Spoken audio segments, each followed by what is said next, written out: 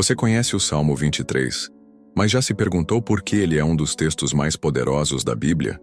E se eu te dissesse que, além de consolo espiritual, ele também revela os pilares da prosperidade, do foco e da autodisciplina, exatamente como Napoleon Hill ensinava em Pense e Enriqueça? Neste vídeo, você vai entender o Salmo 23 como nunca antes, em 6 capítulos práticos, com aplicações reais para sua vida financeira, sua paz interior e seu sucesso pessoal. Então já comenta aqui embaixo. Qual é o versículo do Salmo 23 que mais fala com você? No final, quero que você compare se sua resposta mudou depois dessa explicação. Capítulo 1. O Senhor é o meu pastor. Nada me faltará. Essa frase não é apenas reconfortante.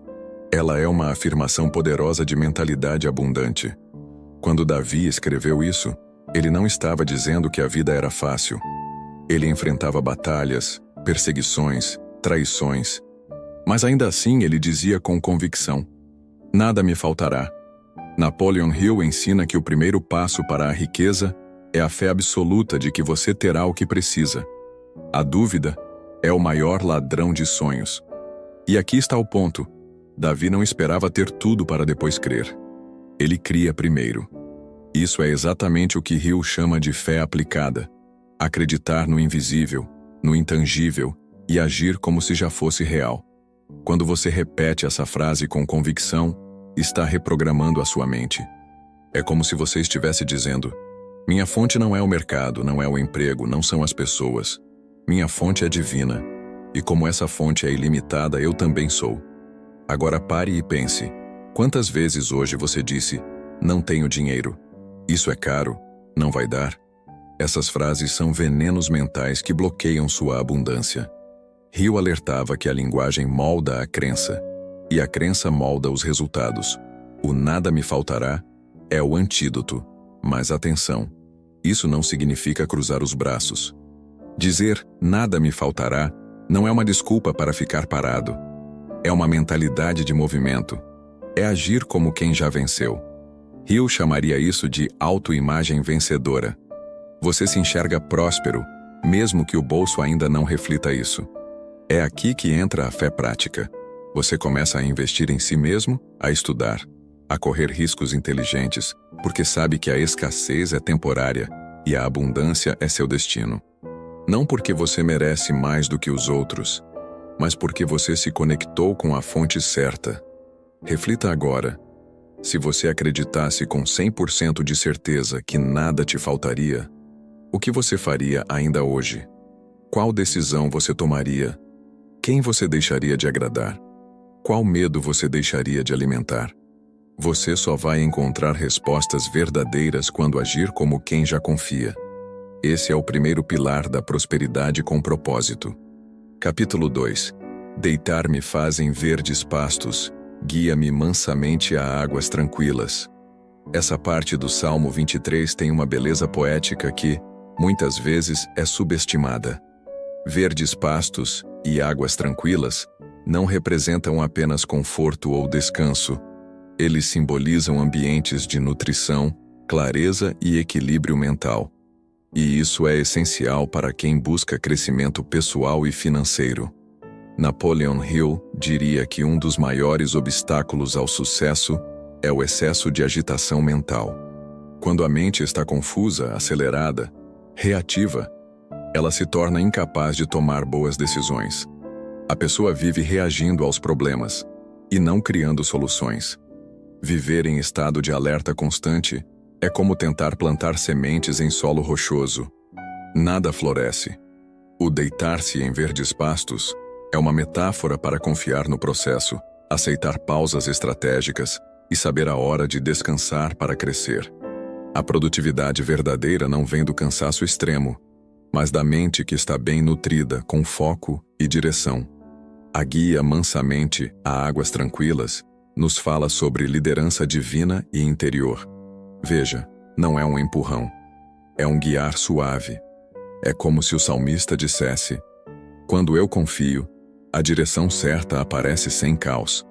Hill chamava isso de inteligência infinita, um poder que começa a agir quando você silencia a mente, e ouve sua intuição. E aqui está uma grande verdade. A maioria das pessoas fracassa financeiramente porque vive em constante turbulência. Troca de planos toda semana. Gasta por impulso. Vive sem planejamento. Busca atalhos. Não há águas tranquilas nessa vida. Mas quem quer prosperar precisa aprender a criar esse ambiente mental de clareza. Só assim se enxerga oportunidades escondidas. Só assim se escuta a própria alma.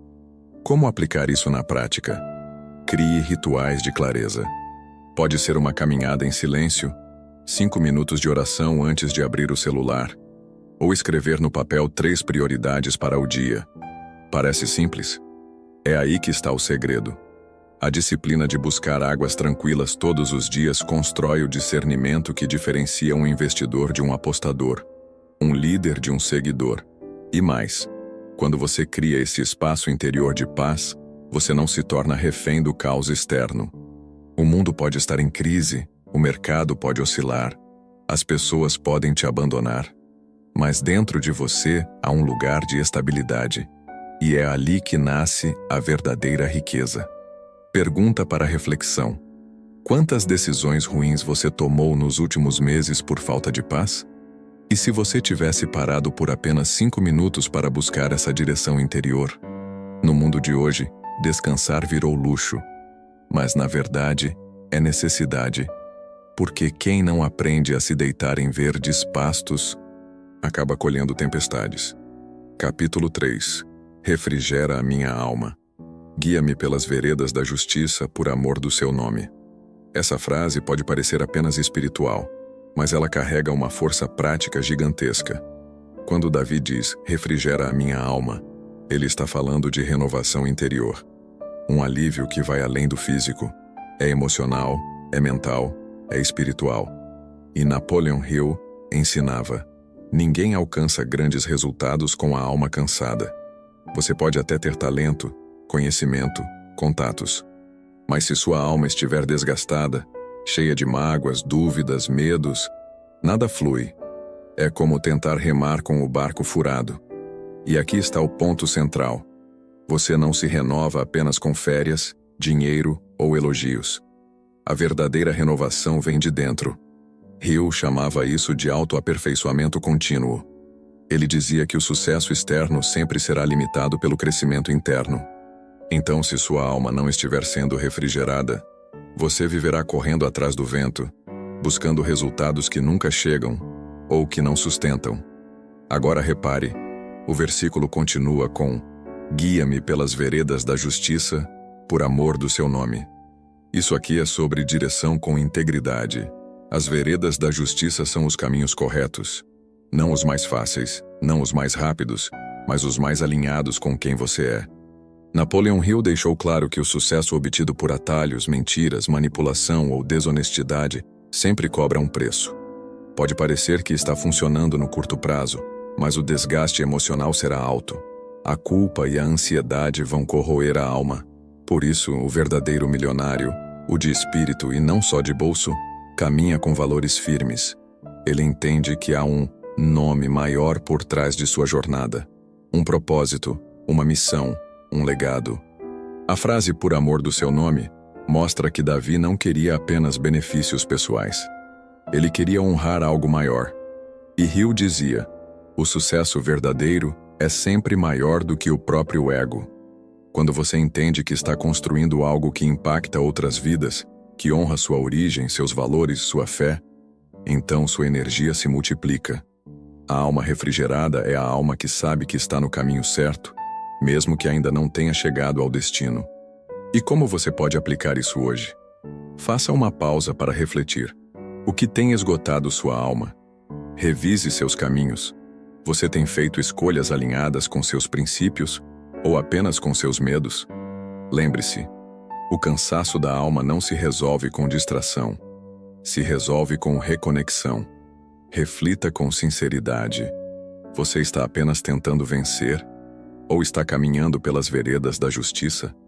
Essa é a diferença entre sucesso com paz e sucesso com peso. Capítulo 4. Ainda que eu andasse pelo vale da sombra da morte, não temeria mal algum, porque tu estás comigo. Aqui está um dos versículos mais citados da Bíblia. E com razão. Davi não diz, se eu andar pelo vale da sombra da morte, mas ainda que eu ande. Isso nos ensina algo fundamental. O vale virá. As dificuldades são certas, mas o medo, esse é opcional. Napoleon Hill foi direto ao ponto quando escreveu: o medo é o maior inimigo do sucesso. Onde o medo habita, a fé não sobrevive. O vale da sombra da morte pode ser uma perda, uma crise financeira, uma traição, um diagnóstico, uma falência. Mas perceba, o texto fala em sombra, e não em morte real. A sombra é escura, mas não tem substância. Ela só existe quando há luz em algum lugar. Hill dizia que a maioria das pessoas desiste no meio do caminho porque interpretam a sombra como o fim. Elas veem um obstáculo e concluem que é uma sentença. Mas quem prospera de verdade, como Davi e como os milionários que Hill estudou, aprende a atravessar o vale sem se entregar ao medo. E como se faz isso? A chave está na segunda parte do versículo. Porque tu estás comigo. Aqui entra o poder da fé racional e emocional. Hill chamava isso de aliança com a inteligência infinita. Não importa o nome que você dê, Deus, universo, intuição. O ponto é que o ser humano precisa sentir que não está só. E essa sensação de presença muda tudo. Muda sua postura, sua voz, seu olhar, suas decisões. O medo paralisa. A fé direciona. O medo te faz correr. A fé te faz avançar. E mais, é no vale que você desenvolve as qualidades que mais valem no mundo real. Resiliência, clareza, coragem. É ali que você se vê de verdade. Hill observou que todo milionário que construiu algo duradouro passou pelo seu próprio vale. Alguns foram à falência.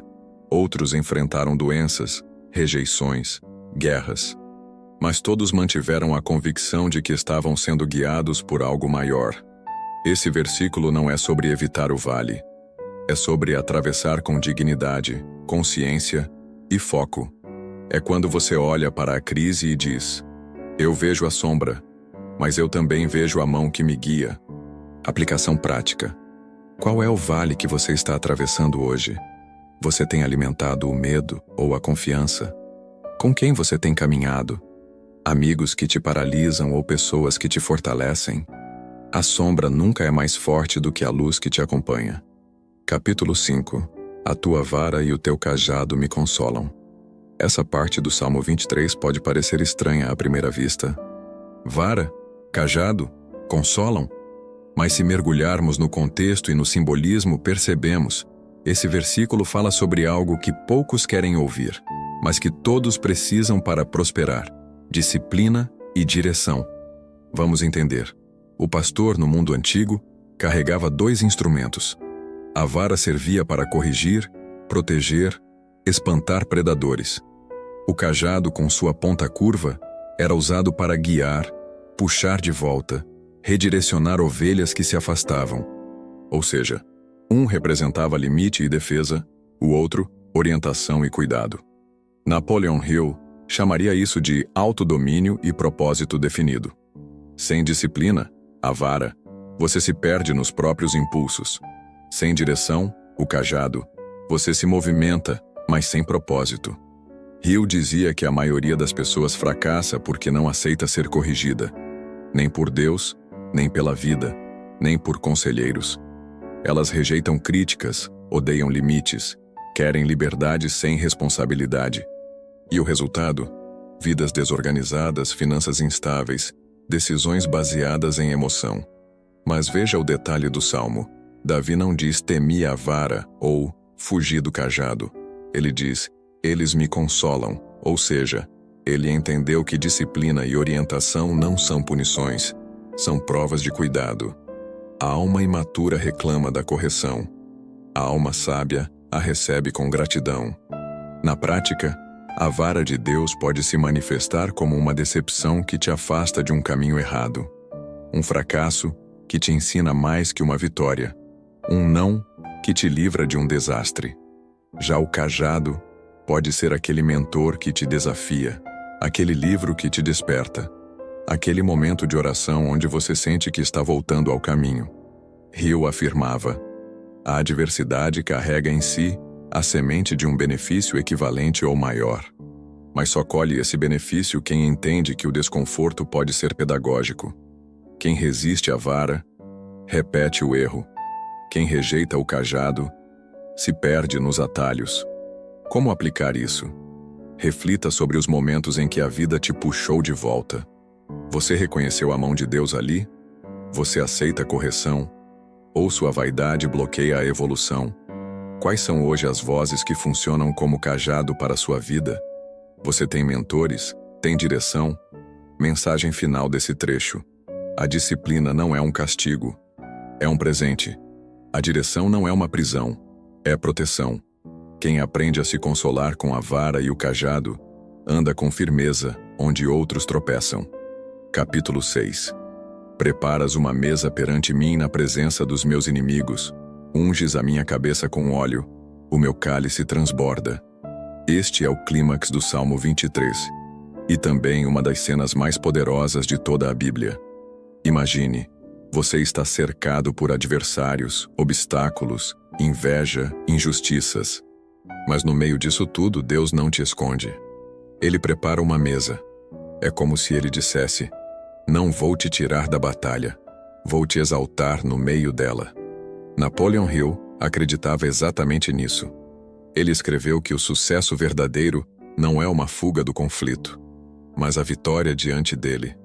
Ele dizia que muitos querem vencer, mas poucos aceitam ser observados enquanto vencem. Poucos suportam o olhar dos que duvidaram, criticaram ou tentaram derrubar. Mas é nesse momento que a mesa é posta. E repare, Deus não te convida para um esconderijo. Ele te senta em um banquete na frente dos teus inimigos. Isso nos ensina algo essencial. O crescimento espiritual e financeiro te expõe. Prosperar é sim se tornar visível. E nem todo mundo vai aplaudir isso. Mas se for Deus quem está te promovendo, ninguém poderá impedir. Hill diria que a mesa é o símbolo da colheita de quem persistiu. É o prêmio pela fé, pela ação disciplinada, pela integridade.